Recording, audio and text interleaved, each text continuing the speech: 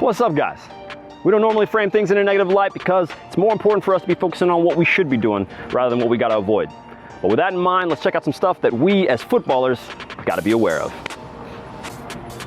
Your pre-game mentality. You don't want to be too amped up before a game, and you definitely don't want to be too relaxed. Heading to either extreme is going to give you some serious problems.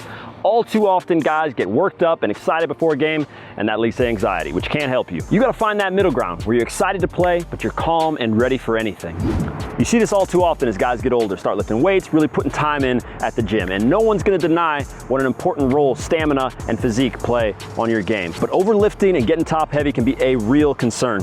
Get in the gym, get your workout done, but don't overdo it, because if you do, you could be neglecting the most important part of your game, which is the technical and tactical aspects. Over-focusing on one aspect of your game is going to leave you unbalanced, a non-complete player, and you don't want that. Which leads us to our next point.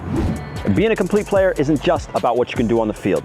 It's about managing all aspects of the game, on the field and off. And that means you can't forget about things like injury prevention and flexibility. It's one of the easiest things to overlook because it's not as sexy as scoring goals. It means that you got to get up early or you got to stay after training and get it done. Knowing that just 15 minutes a day of stretching, yoga, foam rolling is going to keep you on the field makes it more than worthwhile.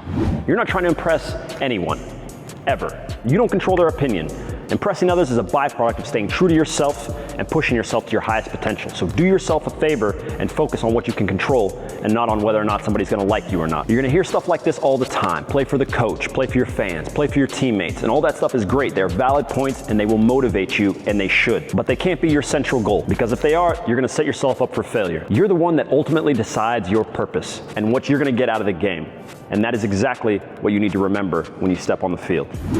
Guys, this last point is, to me, the most important. Fighting against mediocrity is going to allow you to do some pretty cool things. Just being okay will get you by for some time, but eventually you're going to run into a point where you wished that you trained harder or pushed a little bit more. And when that happens, it's too late.